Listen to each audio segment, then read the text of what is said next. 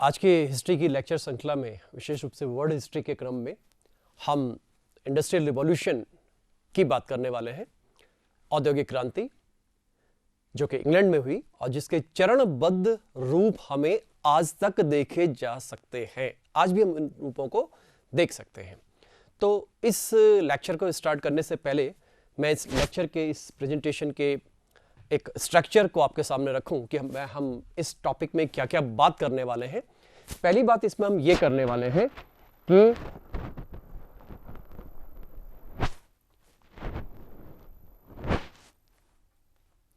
सबसे पहली बात यह आएगी कि औद्योगिक क्रांति है क्या, किसे हम औद्योगिक क्रांति कहते हैं। दूसरी बात यह कि ये इंग्लैंड में हुई, तो इंग्लैंड की ज्योग्राफिकल लोकेशन क्या है, कहां औद्योगिक क्रांति हुई है। फिर तीसरी बात इसी टॉपिक में इंट्रोडक्शन में ये आएगा कि इससे रिलेटेड हमारे पास लिटरेचर क्या क्या अवेलेबल है, हमारे पास एविडेंसेस क्या क्या हैं, किस तरह के लोगों ने इस पर काम किया है, कौन कौन से ऐसे हिस्टोरियंस थे जिन्होंने काम किया। ये रहे इसके इंट्रोडक्शन वाली बात।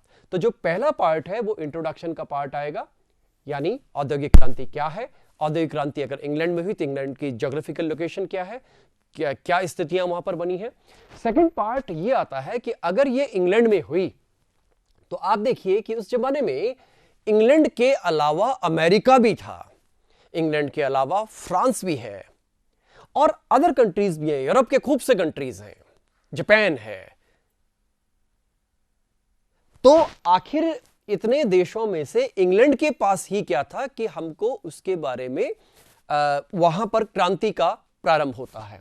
तो इसके हम बहुत से कारणों की चर्चा यहां पर करेंगे इसी वाले सेगमेंट में, जिसमें ज्योग्राफिकल लोकेशन की बात आएगी, उसकी सामरिक स्थिति क्या है, उसकी भौगोलिक स्थिति क्या है। दूसरी बात, वहां पर कृषि क्रांति हुई, यह केवल इंग्लैंड में ही हुई, जिस रूप में इंग्लैंड में हुई उस रूप में और कहीं नहीं हुई। उसके बाद वहां पर वाणिज्यिक क्रांति हुई, ये क्रांतियों की जगह बन गई और इन सब क्रांतियों ने जन्म दिया औद्योगिक क्रांति को।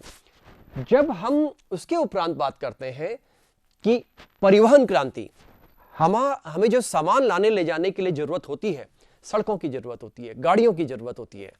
सड़कें तब भी थी, प्राचीन काल में भी थी, सड़कें आज भी हैं, लेकिन सड़कों के नेचर में फर्क आया। वो नेचर सबसे पहले जिसको हम कहते हैं कि पक्की सड़कें बनना, वो यहां से शुरू हुआ।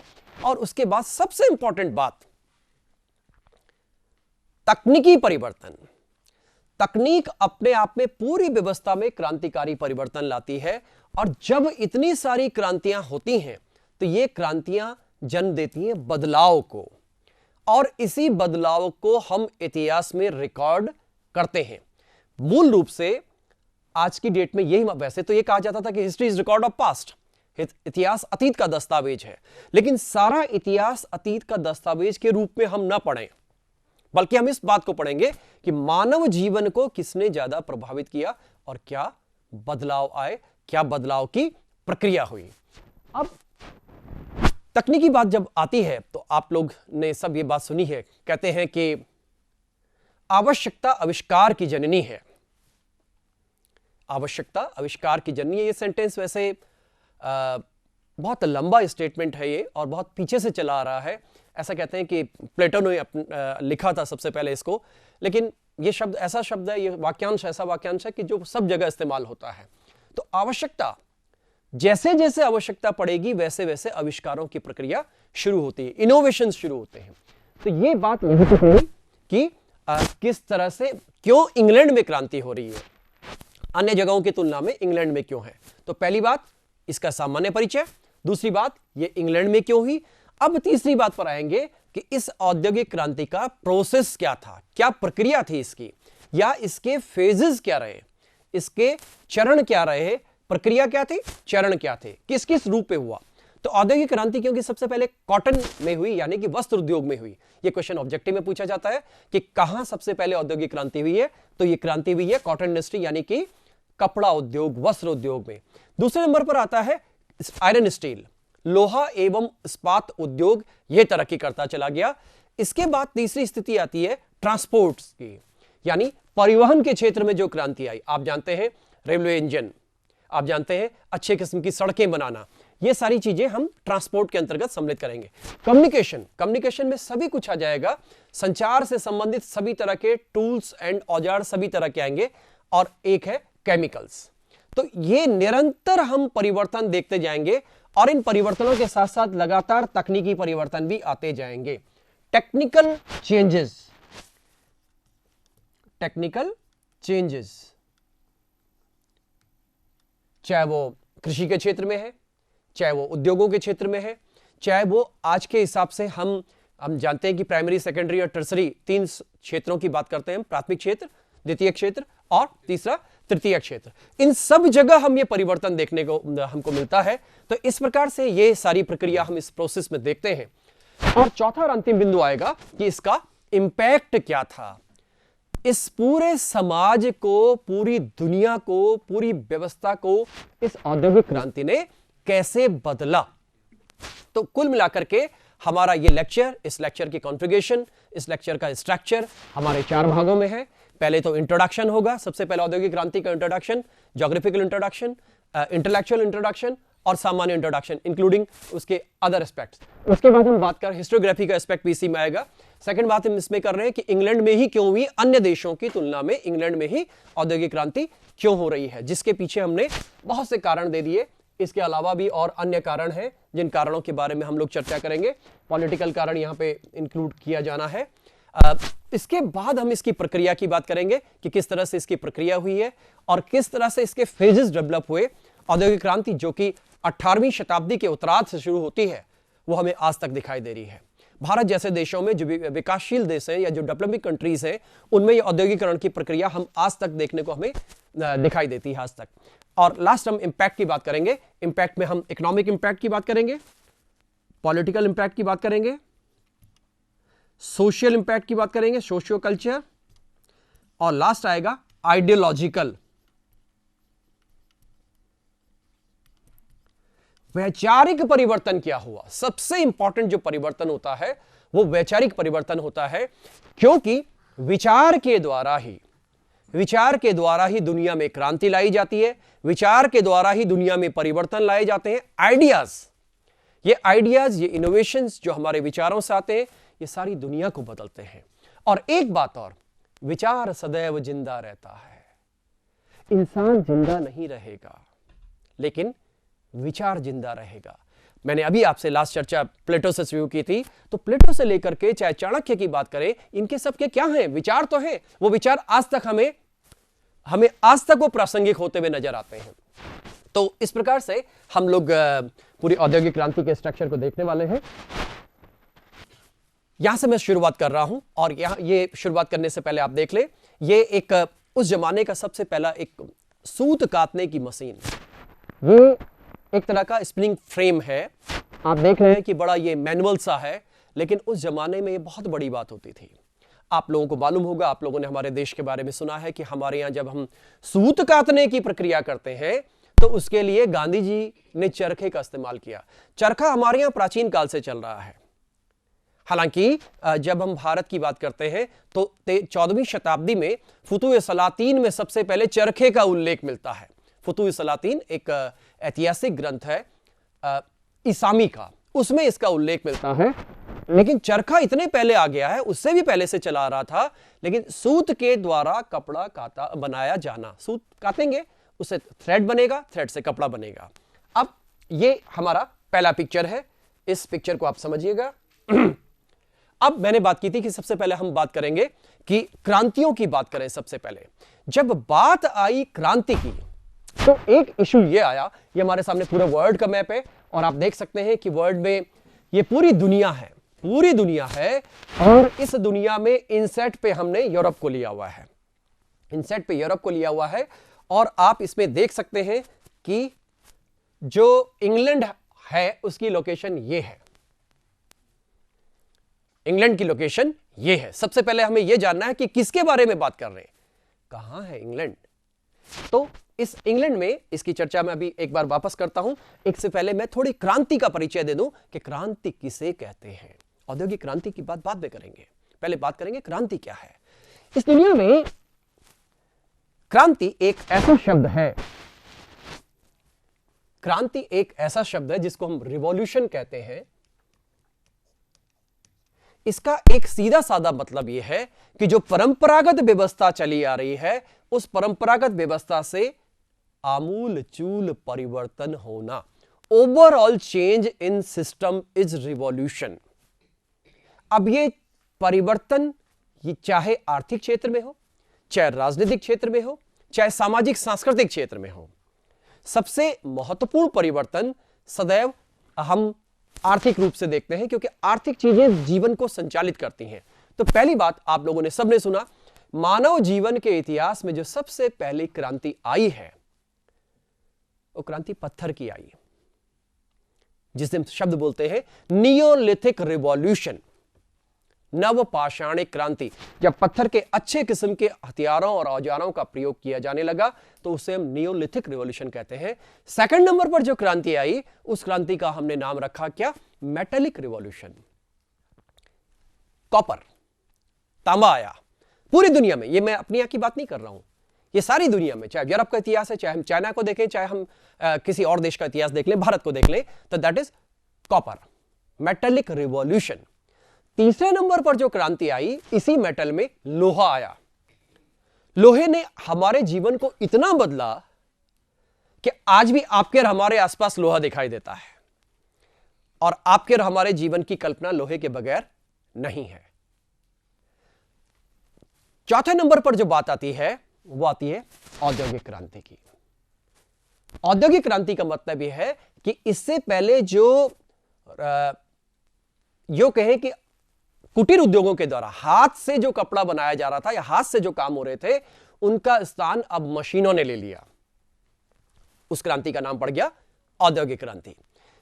आज 20वीं शताब्दी में, आज तो हम 21वीं शताब्दी में आ चुके हैं, 20वीं शताब्दी में जब हम बात करते हैं 20वीं शताब्दी का उत्तरार्ध, तो वहां पर एक बहुत ही क्रांतिकारी परिवर्तन आया जिसने सारी दुनिया को एक कर दिया और इस दुनिया को ग्लोबल विलेज बना दिया। उसका नाम था computer revolution, satellite communication and computer revolution. इसने सारी दुनिया को एक बना दिया। आज आप जिस वक्त चाहें उतने सेकंड्स में अपना मैसेज यूएस को दे सकते हैं, आम आदमी, चाहे हम सोशल मीडिया के माध्यम से देते हैं, चाहे हम टेलीफोनिकली देते हैं, चाहे कोई और माध्यम हो। तो इसको कहते हैं हम सूचना क्रांति, जिसका आधार क्या बना? सैटेलाइट कम्युनिकेशन बना और कंप्यूटर रिवॉल्यूशन बना। यह रहा यह वाला पक्ष जो तकनीकी दृष्टिकोण से आया। सेकंड पक्ष जो है राजनीतिक क्रांतियां हमारे जीवन में क्या क्या हुई। तो आधुनिक विश्व के इतिहास में जब हम चलते हैं यूरोप से, तो वहां पर एक क्रांति आती है इंग्लैंड की गौरवपूर्ण क्रांति, एक क्रांति आती है अमेरिका की क्रांति। आज हम तमाम मानव अधिकारों की चर्चा करते हैं, तो मानव अधिकारों की जो प्रारंभ है वो अमेरिका की क्रांति और फ्रांस की क्रांति से देखते हैं। सेकंड नंबर पर आई फ्रांस की क्रांति, जिसने तो आज तक की पूरी दुनिया में एक नया मॉडर्न स्टेट सिस्टम लागू किया या उसको प्रतिपादित किया।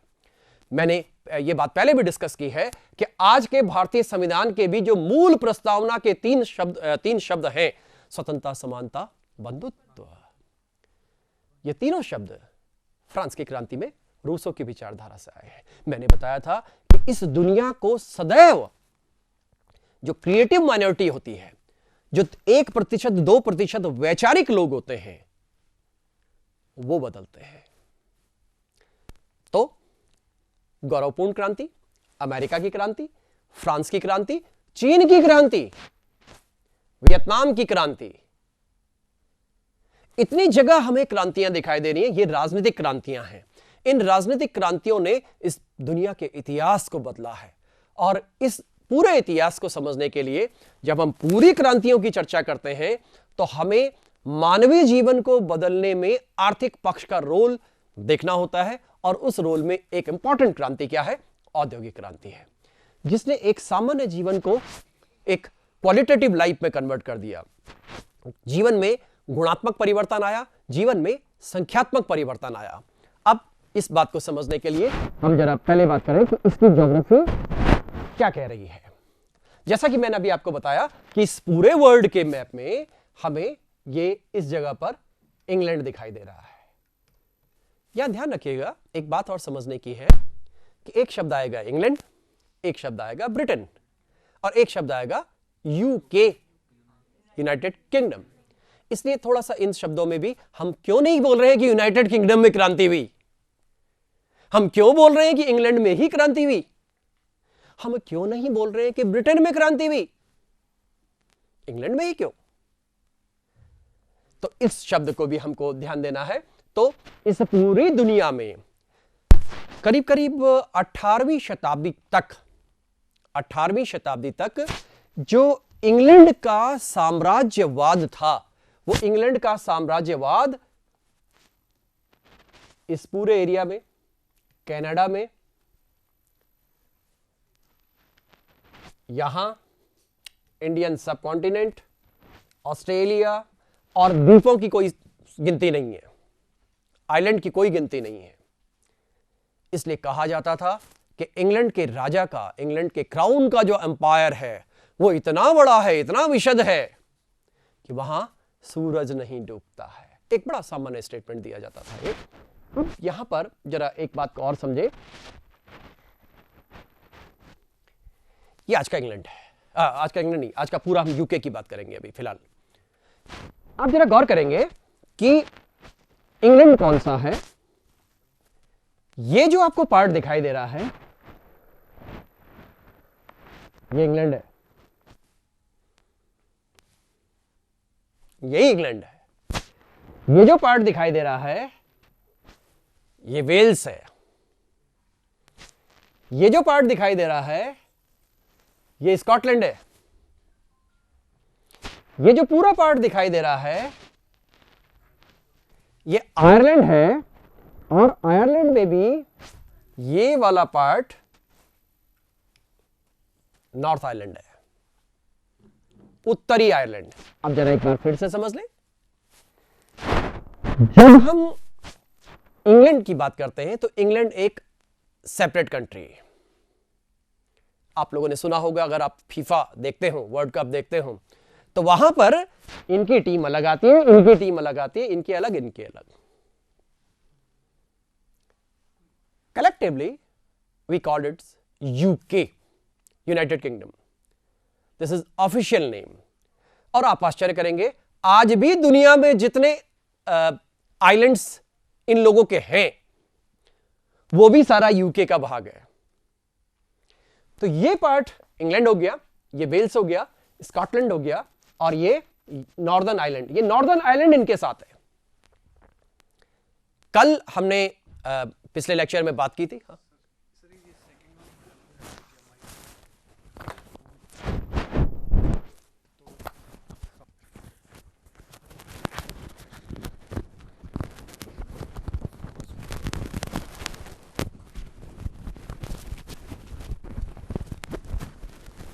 बटन को खोल दीजिए।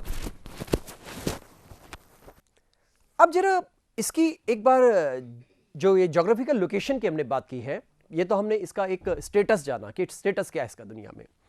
इसकी ज्योग्राफिकल लोकेशन को देखिएगा आप। मैं वापस पहले अपने बिंदु पर आता हूं। ये जो इंग्लैंड है, देखिए यहां पे बीच में क्या है, समुद्र है ये सारा। लेकिन आप जानते हैं कि ये उत्तरी गोलार्ध में स्थित है। जैसे जैसे हम ऊपर की तरफ जाएंगे, इस वाले पार्ट में जाएंगे, यहां ठंडा होता है। अपर पार्ट में बहुत ठंडा होने के कारण यहां बर्फ जमी रहती है, तो समंदर में भी बर्फ जम जाती है। आप लोगों ने ज्योग्राफी में सुना होगा और पढ़ा होगा कि जो ये भाग है, विषुवत रेखा वाला भाग है, 0 डिग्री जिसको बोलते हैं हम, अक्षांश, इससे यहां पे गर्म पानी की हवाएं होती हैं, ओशन करंट्स, गर्म पानी। और ये नेचर का नियम है, प्रकृति का नियम है कि अगर हम गर्म ठंडे की बात करते हैं तो आपस में इक्विलिब्रियम की बात करते हैं। अगर इधर ठंडा है, इधर गर्म है, तो यहां से समुद्री हवाएं ऐसे जाएंगी। ठीक, ये समुद्री हवाएं जाकर के इस एरिया के पानी को, जो बहुत ठंडा होता है या बर्फ होती है, उसको ये इतना कर देते हैं कि यहां से नेविगेशन हो सके। ये ऊपर और किसी को नहीं मिल रहा है, रूस को नहीं मिला। रूस का पूरा इतिहास इस बात पर है कि उनको कोई ठीक से पानी का बंदरगाह मिल जाए। वो जिसको हम कहते हैं गुनगुना पानी समझ लीजिए या सामान्य पानी कर दीजिए, उनको कभी नहीं मिला। देख लीजिए, खूब समंदर है, पानी नहीं है, मगर जहाज नहीं जाएगा। यह था इशू। इसके बाद आप देखेंगे कि आप सबने सुना है ज्योग्राफी के हिसाब से अक्षांश एवं देशांतर, एक बात तो आती है, और एक बात आती है कि ज्वार भाटा, जो कि बाय नेचर है ग्रेविटेशनल फोर्सेस और चंद्रमा और अदर ग्रहों का जो एक असर होता है उसके कारण से ज्वार भाटा आते हैं। ये एक सामान्य सा सिद्धांत है। आप जरा गौर करेंगे, इस इंग्लैंड के इस भाग में इंग्लिश चैनल है, इस इंग्लैंड के इस भाग में नॉर्थ सी है, इन दोनों साइड से ज्वार भाटा आता है। यानी इनके पास ज्योग्राफिकली ऐसी लोकेशन है कि इनके पानी का मूवमेंट पॉसिबल होता है। यह और किसी ठंडे प्रदेश में नहीं हो पाएगा, बल्कि यह स्कॉटलैंड में भी नहीं मिला। आप देख लीजिए, इसकी कंपैरेटिव लोकेशन नीचे है, और अब आप एक एक करके देखेंगे कि यहां पर इंग्लैंड में इस कारण से शहरों का विकास हुआ। यहां लोहा तो था ही था, लोहा और कोयला तो यहां उपलब्ध था ही था, रिसोर्सेज तो इनके पास थे, रिसोर्सेज थे, लेकिन रिसोर्सेज को यूटिलाइज करने वाला व्यक्ति भी होना चाहिए। तो आप ये देख सकते हैं, इनके जो शहर हैं, मैनचेस्टर, लिवरपूल, ये सारे नए नए और बढ़ते हुए औद्योगिक नगर थे। आप लोगों ने सबने सुना है ट्रेन, दुनिया की पहली ट्रेन इन दोनों के बीच ही चली थी 1830 में।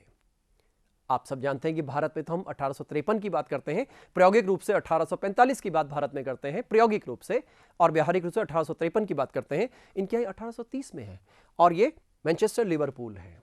मैनचेस्टर लिवरपूल, ये लंदन हो गया, ये ब्रिस्टल हो गया, ऑक्सफोर्ड का आपने नाम सुना है, बर्मिंघम हो गया। ये नाम ऐसे नाम हैं जो शहर निरंतर विकसित होते चले गए। आप लोगों ने अपने यहां भारत के इतिहास में सुना होगा एनफील्ड राइफल, 1857 की क्रांति में एनफील्ड राइफल, एनफील्ड जगह का नाम है। सारी इन जगहों के नाम पर ये औद्योगिक शहरों के रूप में विकसित होते चले गए। शहर कई प्रकार के होते हैं। जब हम अर्बन ज्योग्राफी की बात करते हैं तो वहां पर शहरों के कई रूप देखने को हमको मिलते हैं। इतिहास में भी हमको शहरों के कई रूप विकसित होते हुए नजर आते हैं। तो जब यहां शहर हुई, अब शहर बनता कैसे है इसके बारे में भी चर्चा करेंगे। तो यहां पर जब शहर आ रहा है तो शहर की एक बात खास होती है, यहां पर लेबर इंटेंसिव होना चाहिए, यहां जनसंख्या ज्यादा होती है। आप लोगों ने सबने सुना है कि जब हम भारत के तस्वीर की बात करते हैं तो भारत के लिए कहते हैं कि भारत गांव में बसता है। क्यों कहते हैं? इसलिए कहते हैं क्योंकि जनसंख्या का एक बड़ा भाग, लगभग 3/4 भाग हमारा कहां है? गांव में है। इनके यहां ऐसा ही था, तब जनसंख्या का अधिकांश भाग गांव में था। इतना क्रांतिकारी परिवर्तन हुआ कि अगले 100 साल में जनसंख्या का 75% इधर चला गया, शहर में। ये जनसंख्या ने, इसीलिए इसको कहते हैं डेमोग्राफिक रिवॉल्यूशन, जनांकीय क्रांति। क्योंकि आप जानते हैं मैं उद्योग की बात कर रहा हूं, औद्योगिक क्रांति की बात कर रहा हूं। उद्योग खड़ा करने के लिए और उद्योग को सही ढंग से संचालित करने के लिए हमें 4-5 चीजें चाहिए। एक तो हमको कच्चा माल चाहिए, एक हमको पूंजी चाहिए, एक हमको तकनीक चाहिए, लेबर भी चाहिए, और जो सामान आपने प्रोडक्शन किया, जिसका जो पैदा किया, उसके लिए मार्केट चाहिए। ये 5 की 5 चीजें इनके पास उपलब्ध थी। रॉ मटेरियल पहले इनके पास मौजूद था, नहीं तो यूरोप से आया, नहीं तो इनकी इतनी कॉलोनीज थी कि वहां से रॉ मटेरियल आता चला गया यूरोप की तरह, भारत जैसे देशों से, भारत जैसे कॉलोनीज से। इनके पास पूंजी थी, क्योंकि पूंजीवादी क्रांति, जिसको हम कॉमर्शियल रिवॉल्यूशन कहते हैं, वाणिज्यवादी क्रांति, वो भी इंग्लैंड में हुई। इस तरह से हम इसकी एक तरह से ज्योग्राफिकल लोकेशन के हिसाब से बात कर रहे थे। अब यहां पर जरा एक चीज देखें, इंग्लैंड में जो राजनीतिक माहौल था, वो राजनीतिक माहौल अन्य देशों की तुलना में अलग था। जरा एक बार वापस मैं इसमें ले जाके आपको बात बताता हूं। ये देखिए, जो हम ये यूरोप की बात कर रहे थे, ये यूरोप का इंसेट मैप है, ये यूरोप है पूरा का पूरा, और ये इंग्लैंड और ये वाला पार्ट यहां सेपरेटेड है। अगर यूरोप में कोई लड़ाई झगड़ा, राजनीतिक परिवर्तन कुछ हो रहा है, तो उसका असर इंग्लैंड पर डायरेक्टली नहीं पड़ेगा, क्योंकि इंग्लैंड की ज्योग्राफिकल लोकेशन उनको एक आइसोलेटेड स्थिति, एक अलगाव की स्थिति, एक पार्थक्य की स्थिति, एक सेपरेट आइडेंटिटी प्रदान कर रही है। तो ये उनको सारा भूगोल दे रहा है। भूगोल इतिहास के निर्माण में बहुत महत्वपूर्ण भूमिका अदा करता है। जो भौगोलिक कारण वे हमारे इतिहास की गति को निर्धारित करते हैं। तो यहां पर यह बिंदु आया यूरोप से अलग होने का। अगर यूरोप के साथ जुड़ा होता तो यह भी यूरोप के मामलों में इन्वॉल्व रहता, लेकिन यह अलग रहा। नहीं तो फ्रांस भी बहुत एक पावरफुल देश था। आखिर फ्रांस में क्रांति क्यों नहीं हुई? हम इसी को तो चर्चा को कर रहे हैं कि इंग्लैंड में क्रांति हुई, फ्रांस में क्यों नहीं हुई? यूरोप के किसी और देश में क्यों नहीं हुई? अमेरिका में क्यों नहीं हुई? तो इन बिंदुओं को लेते हुए हम आगे बात करेंगे। ये आप ब्रिटिश हिस्ट्री को देख सकते हैं, इंग्लैंड के इतिहास को देख सकते हैं कि किस तरह से यहां शब्द ब्रिटिश लिखा गया है, क्योंकि यह इंग्लैंड से बड़ा रूप है। क्योंकि इंग्लैंड वालों ने और भी क्षेत्रों पर अधिकार किया, इसलिए वो अपने को, जैसे भारत को भी कहते it was part of British empire. शब्द क्या इस्तेमाल कर रहे हैं? ब्रिटिश एम्पायर का भाग है। जब ब्रिटिश एम्पायर का भाग है तो शब्द ब्रिटिश आ गया।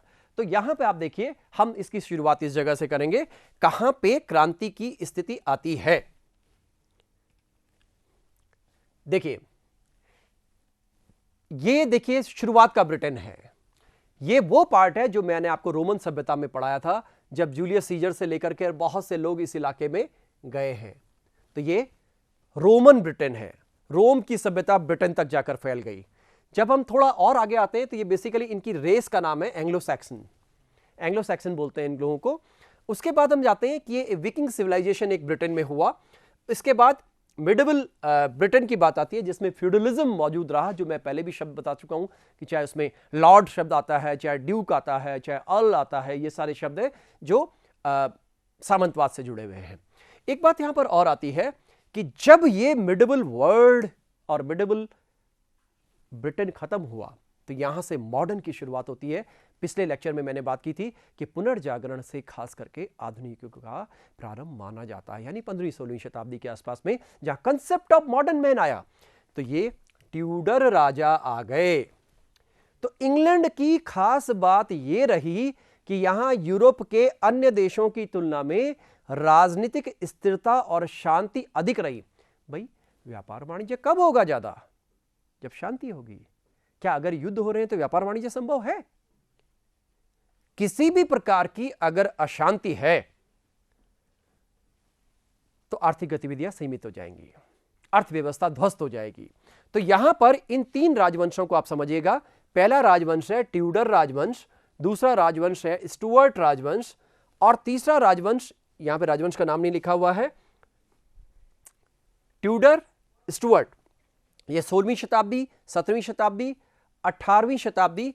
इस तीसरे राजवंश का नाम है हैनोवर। आपको इन तीन राजवंशों के बारे में देखना है। ये वो राजा हैं, ये वो राजवंश हैं जिन्होंने इंग्लैंड के व्यापार वाणिज्य को प्रोत्साहित किया, इंग्लैंड की संस्कृति को, इंग्लैंड के एम्पायर को। और हैनोवर तक आते आते खास करके ये आपने शब्द लिखा हुआ देखिए, विक्टोरियन ब्रिटेन, रानी विक्टोरिया के समय में वर्ल्ड का एक बहुत बड़ा भाग ब्रिटिश एम्पायर में सम्मिलित हो गया। आप लोगों ने सुना होगा 1877 में लॉर्ड लिटन के समय में दिल्ली में एक पहला दिल्ली दरबार किया गया, जहां पर पूरा हिंदुस्तान का साम्राज्य, इसकी साम्राज्ञी घोषित किया गया था इन्हें। ये सामने विक्टोरिया हैं। तो इस प्रकार से जब राजनीतिक रूप से इतनी स्थिरता रही, इन लोगों ने व्यापार वाणिज्य को प्रोत्साहन दिया, आर्थिक गतिविधियों को प्रोत्साहन दिया, तो इसके अंतर्गत इंग्लैंड एक ऐसा देश बना राजनीतिक रूप से जैसी शांति किसी अन्य देश में नहीं थी। ऐसा अमेरिका में नहीं था। अमेरिका में इतने संसाधन नहीं मौजूद थे। फ्रांस में अगर थे भी तो फ्रांस में लगातार क्रांतियां होती रही। 1789 की क्रांति, 1830 की क्रांति, 1848 की क्रांति, वहां राजनीतिक डिस्टर्बेंस बहुत ज्यादा रहा। इस कारण से जहां डिस्टर्बेंस होगा वहां इस तरह की आर्थिक गतिविधियां नहीं हो सकती। इस प्रकार से जो राजनीतिक इतिहास है, इस राजनीतिक इतिहास इनको शांति देता है, राजनीतिक इतिहास इनको एक अनुकूल वातावरण प्रदान करता है। ये वो 16वीं शताब्दी के राजा हैं सारे, मैंने आपसे बात की थी। ये एलिजाबेथ हैं, एलिजाबेथ जिनकी बात हुई थी, हेनरी अष्टम और एनी बोलेन की बेटी हैं। इन्हीं के समय में बहुत सी कंपनियां बनी, बहुत से व्यापार वाणिज्य के लिए काम हुए, और उन्हीं में से एक नाम ईस्ट इंडिया कंपनी के संदर्भ में भी आता है कि ईस्ट इंडिया कंपनी का विस्तार और उसका जो एक तरह से चार्टर स्थापित करने की बात आती है। तो इन लोगों का कंसेप्ट, ये जितने लोग हैं, खास करके कुछ खास विशेष लोगों की हम बात करेंगे, इन्होंने तो 50 साल शासन किया है, 48-49 ईयर्स करीब। तो इन लोगों ने एक नया रास्ता खड़ा किया इंग्लैंड के लिए। ये मैंने आपको बताया था कि किस तरह से ज्योग्राफिकल लोकेशन आपको मैंने बताया। ये जो इंग्लैंड है, इस इंग्लैंड के भीतर क्या है? रिवर सिस्टम है। नदी हमारे जीवन का अंग है, नदी हमारी जीवनदायिनी है।